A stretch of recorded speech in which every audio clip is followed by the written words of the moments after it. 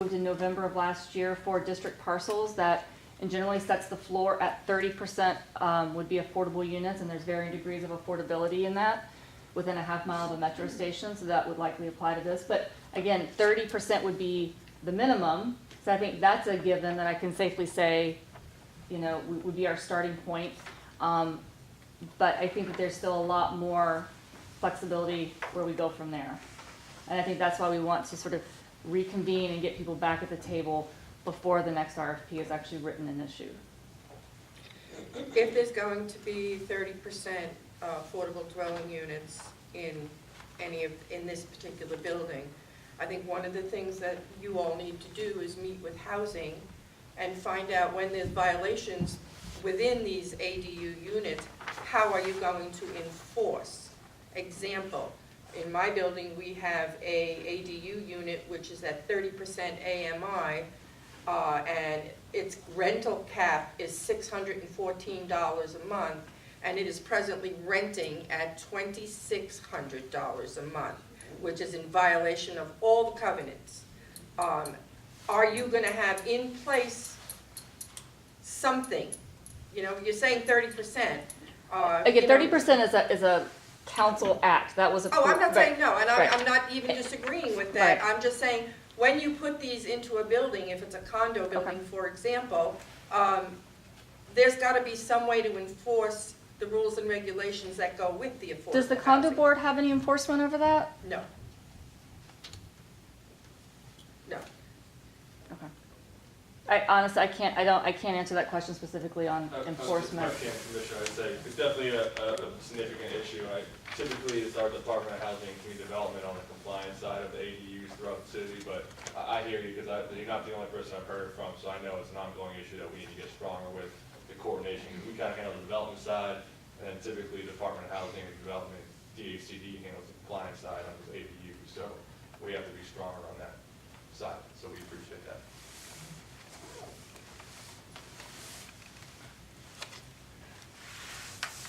Okay. Thank you very much for your presentation. So,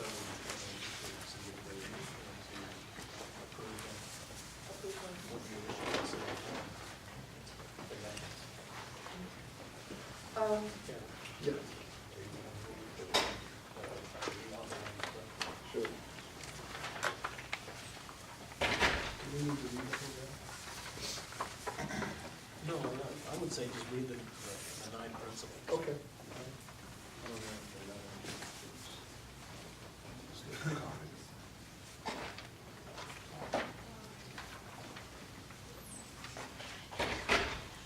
Sure.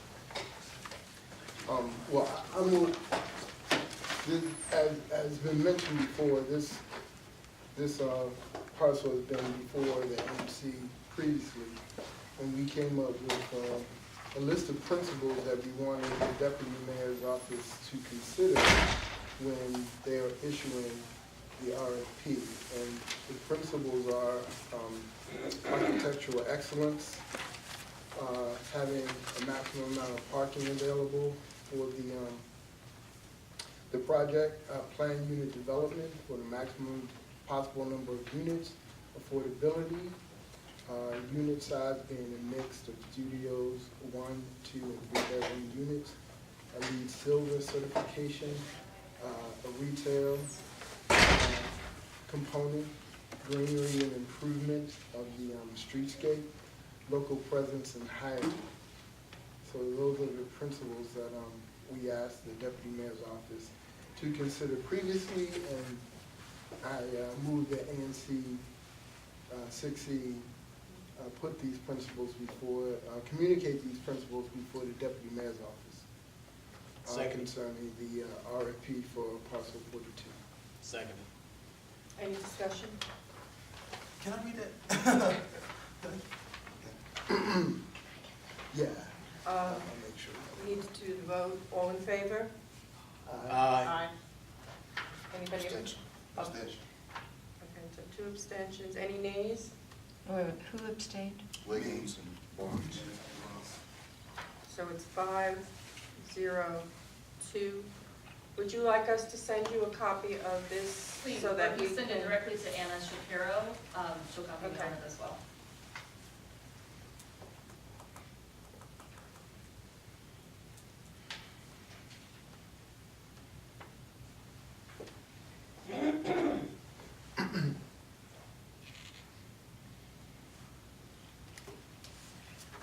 Okay, moving on. Number 11, DDOT, traffic studies for stop signs. I can email it to you, I've got it. Karen Can wants you to- email it to me?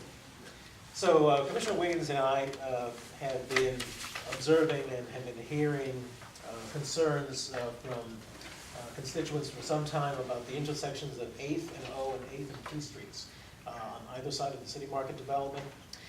Many of you will remember that for decades that was not a through block. That was a parking lot for the Giant that was on the west side of that 2 square block parcel.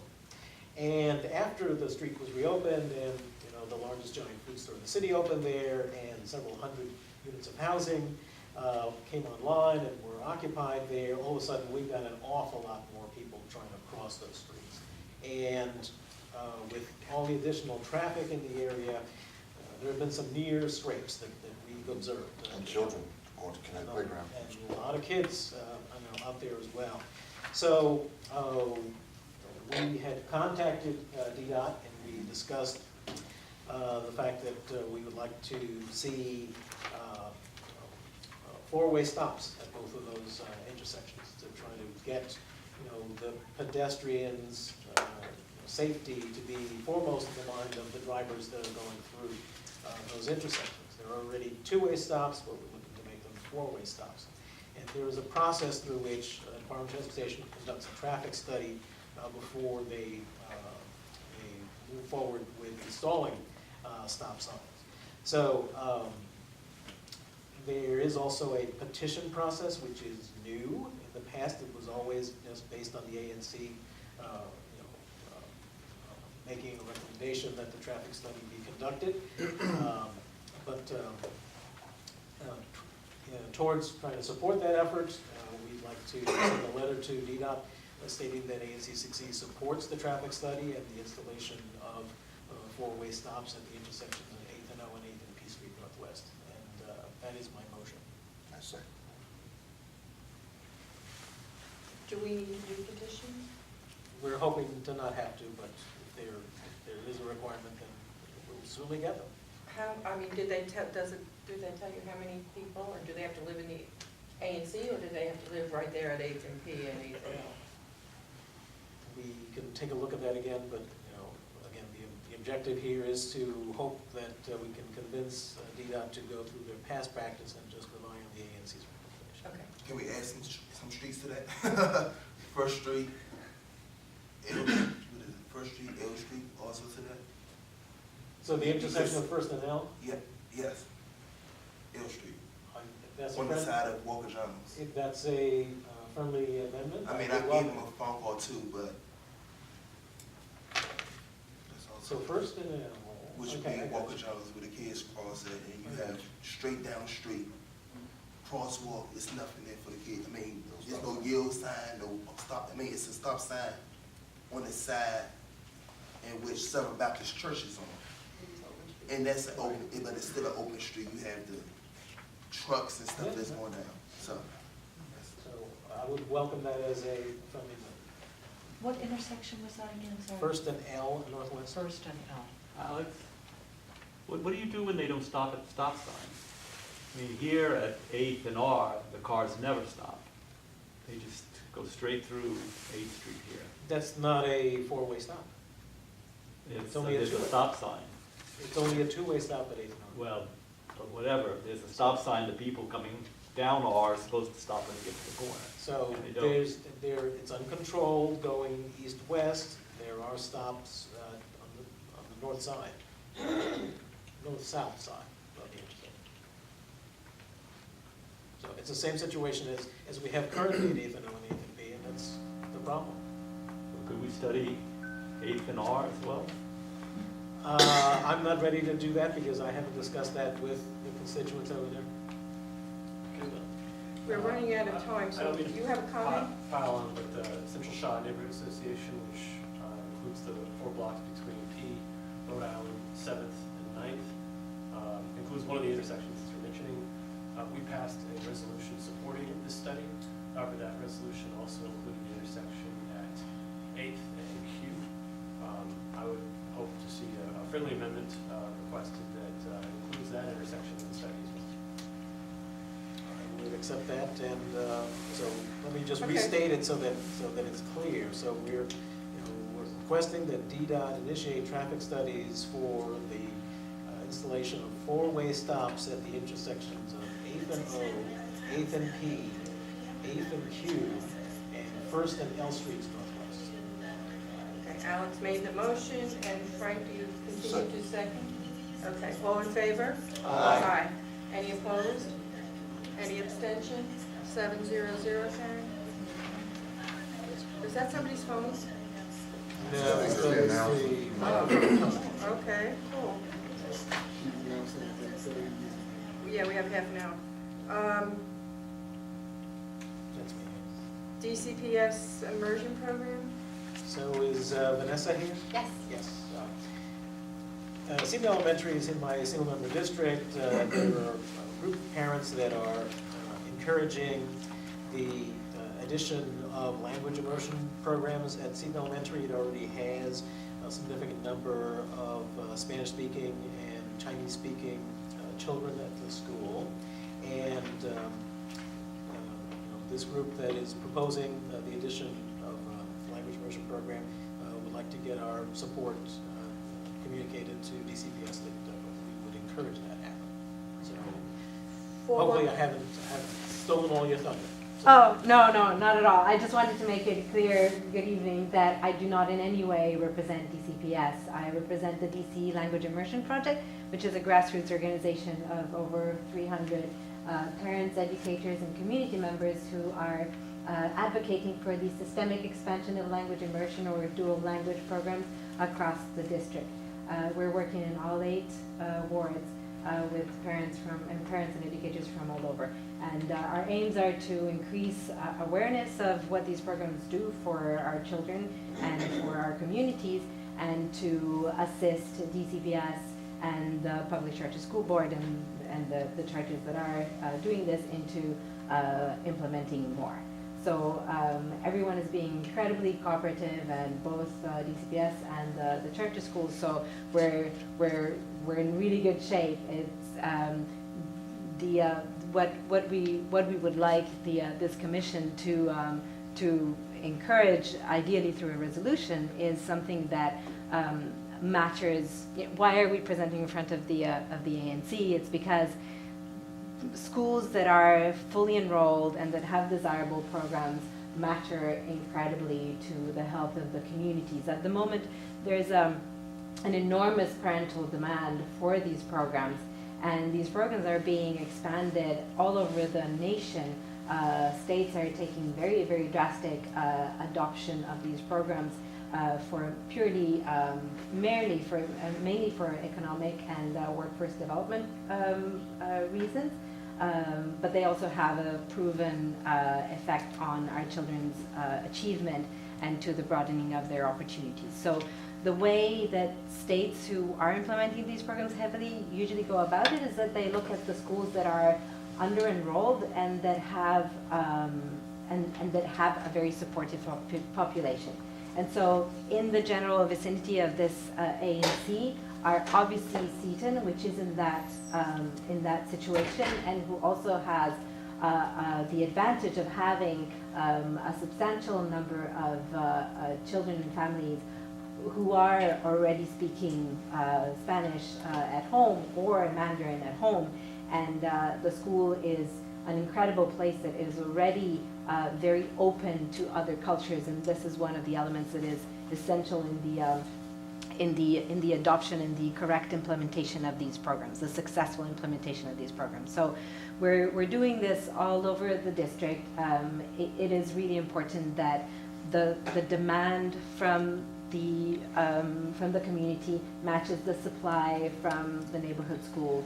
And so we're asking for your support and your communication of this support to DCPS. For what grade levels would this be? So language immersion, for what it does to the brain, it needs to happen by age 5. There's synapses that frizzle up and die after age 5, and what language immersion does is that it basically increases the brain flexibility and it allows for code switching. So it's code switching between 2 languages that then the brain can use to code switch between anything, whether it's other languages like coding or whether it's just different functions of the brain. And this increases, and this is where the increase in academic performance is seen, because these students don't only perform better in reading or writing, but they perform much better in math as well. So are you saying that you're suggesting that the preschool program, the kindergarten program be language immersion? So language, and you're correct, but the language immersion, in order for children to be bilingual and biliterate, which is normally what the parents are in for, in addition to what it does to the brain, the program needs to continue at least until 5th grade and possibly beyond. I'm glad you brought it up, because this is one of the other advantages of specialized programming like language immersion, is that it not only increases enrollment, it has a proven effect on the increase of enrollment, but it also has a proven effect on the retention of families. And one of the issues that we have at Seton, but also at Garrison, is that families come and really like the early childhood programs and are really happy, and then their cohort starts leaving because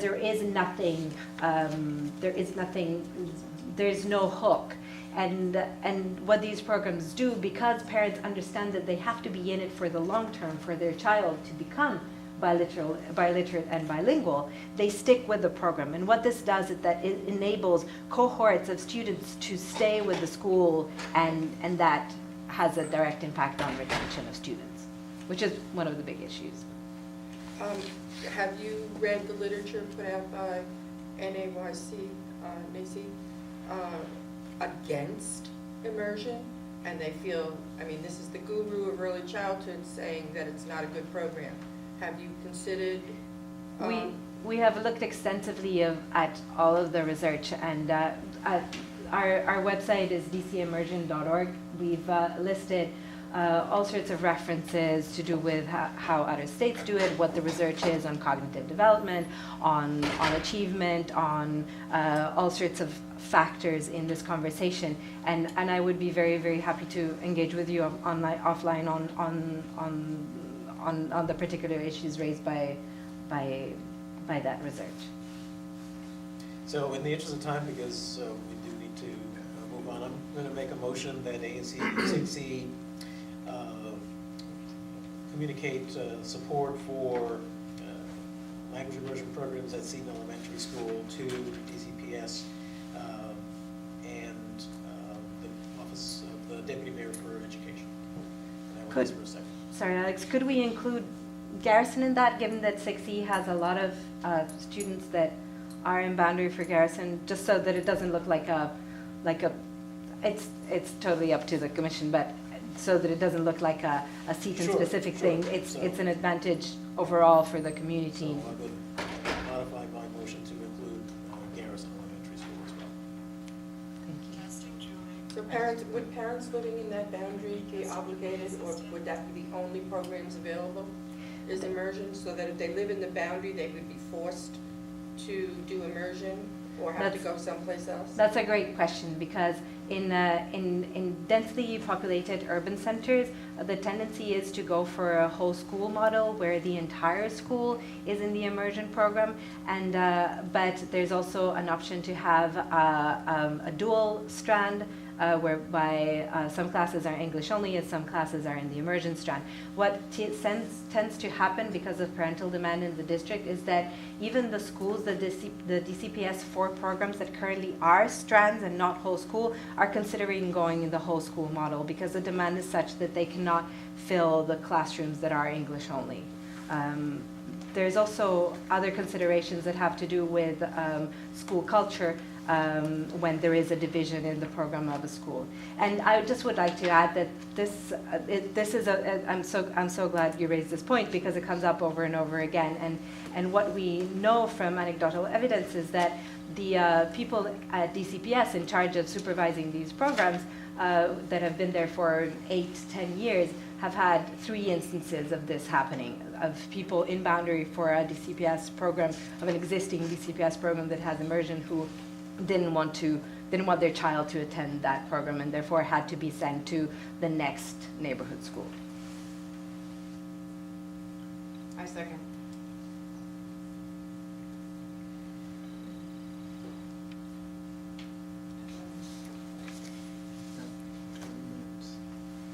I don't think we have enough information, personally, but,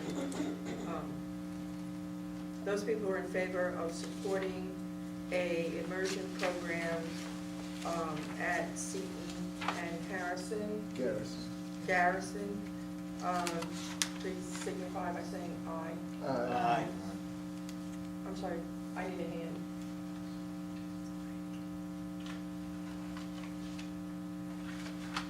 I am opposed. Any other opposition? 2 oppositions? I don't have enough information. Exactly. I'm sorry. Don't have enough information, and I think that you are suggesting people would not be able to go to DC public schools if they're limited that way. So that's my reasoning. 5-2, and any abstentions? Okay.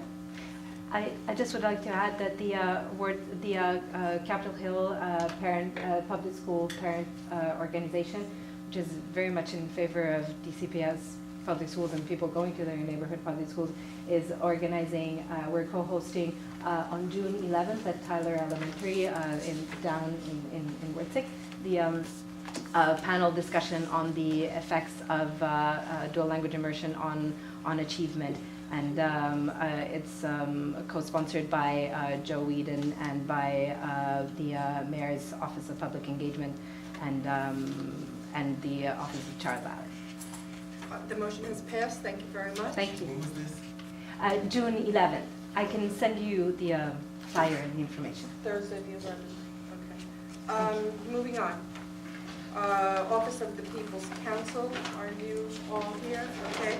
And I just want to mention that PEPCO is representative here this evening. Chris Taylor. I'm here, I'm just here to listen now. Okay, I just want to recognize the fact that you're here from PEPCO. I want to do Jake and try to do my story. So I just, in all transparency, I work for PEPCO, I work for the Office of the Customer Advocate, and so I also work with Cheryl when I talk to her on the phone. Good evening. Thank you, ANC 6E, for allowing the Office of the People's Council to speak with you tonight. My name is Cheryl Morse. I'm with the Office of the People's Council, consumer advocacy agency within the DC government. We help you with your utility issues that can range from your bills are too high, I can't pay my bills, I don't understand how to read my bill, and so forth. Those utility companies that we help you with are Pepco, Washington Gas, Verizon, Land Only. We work under the tutelage or the guidance of Sandra Madibu Fry. She is the current People's Counsel at OPC. And just to talk a little bit about the packet that I've given everyone, and also tells you a lot more detail who we are, what we do here in our pamphlet. The first thing is the Pepco Exelon Pepco acquisition. It's currently Exelon was created in the year 2000 and is based in Chicago.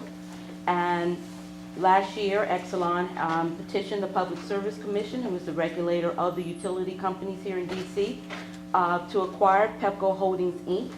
There are 4 entities that make up Pepco Holdings, Inc., and they are Maryland, New Jersey, Delaware, and DC. Just to let you know that all, out of the 4, 3 have agreed to the acquisition. DC is still waiting. We're expecting possibly an outcome sometime by the end of the summer. The evidentiary hearings and so forth have already gone through, and it is in the hands of the Public Service Commission to decide whether the merger goes, or the acquisition goes through. Currently, the Office of the People's Counsel, we oppose the acquisition as it is written. We don't feel that it is in the public interest of DC residents. 6 council members currently are also opposing. That has been stated today by the Washington Post. And currently about half of the ANCs in DC have written resolutions also opposing the acquisition as it is written. The most recent one was Maryland that has approved it, but with numerous restrictions according to writings 46 to be exact. Again, the ruling should come through by the end of the summer. The other thing is Pepco has a new bill. I'm sure you all have seen it. It started first of the year. If you have questions about the bill, it is user-friendly for the most part, but if you have questions on how to understand, how to read it, give us a call at the Office of the People's Counsel and we will help you. Currently, we have been getting an influx of high bill complaints.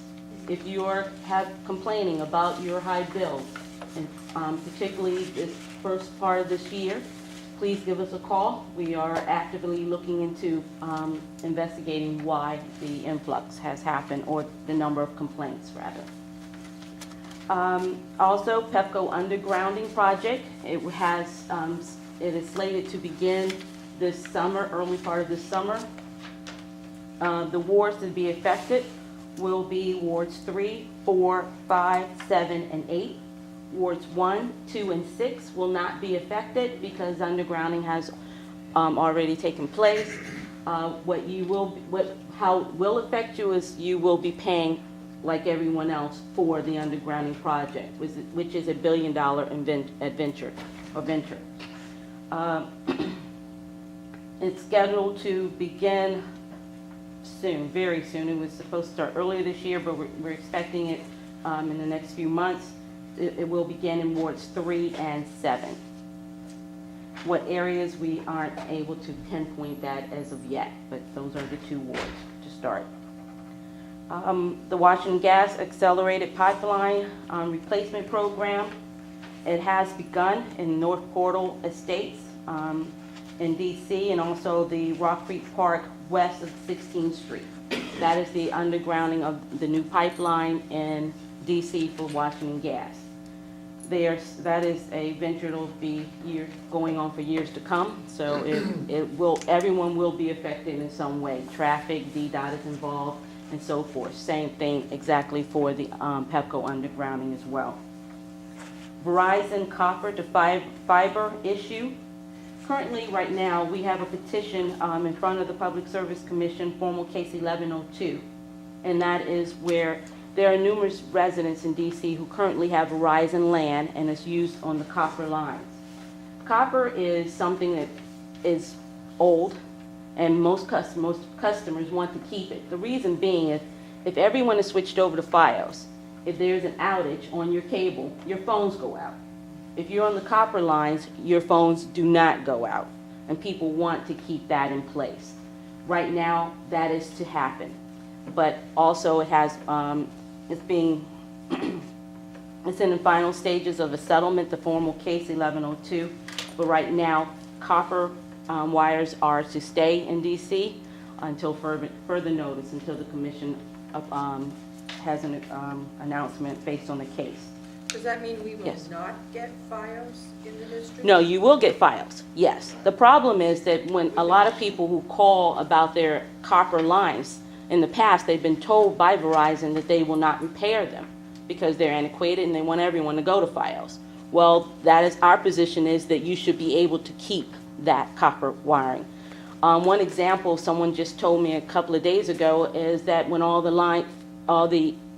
the ratio, when the storm came, all the internet went down, all the cable and so forth, no one on her block had a landline because they all went through their cable.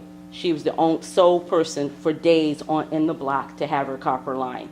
That is why she wants to keep it. That is why we're fighting that she has the right to choose. People still have landlines? Yes. Yeah. Yes, they do. So few. Sometimes a person. So few. Okay, and finally, there is also the competitive energy suppliers in DC. There are numerous suppliers for gas and electric. They have been given the right to solicit their business in DC. Currently, if you go on the Public Service Commission's website, there are about 70 of them or more. Not all of them are residential, but a few of them, such as Constellation Energy, Public Power, IDT, to name a few. They are here. They are not affiliated with Pepco. Our first thing is we tell people if they tell you that they're affiliated with Pepco, then that should be your first red flag. They are not in any way affiliated with Pepco. They are their separate entities. They will appear on your Pepco bill, and yes. That's what they're doing, is on No. my bill, and I haven't signed anything. Well, if you haven't agreed to anything, No. okay. And necessarily you don't have to sign anything. It depends on how they solicit it to you over the phone. No. Well, if you have an issue with that, you need to call us. Okay. We'll help you get it off, find out what happened and who that company is. Okay. But they always appear on your bill, on your Pepco bill, if you have agreed to a new supplier. We tell everyone choice is good. They're here to give you that choice. It's you as the customer to make the right choice for you. Variable rate, fixed rates, there is a difference. And most of all, the variable rate is the one that fluctuates every month. They tell you that you can come in at an introductory rate. In a month or two, you go up to a higher rate and higher. And we're telling you that you have to pay attention to that.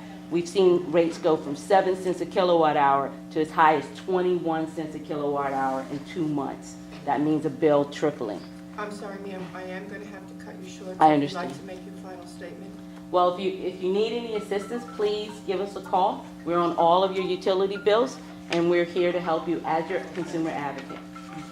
Thank you for allowing me to speak. Thank you. New endeavors for women, by women? So I sit on the board of directors for New Endeavors by Women, and I support them, but I am a board member.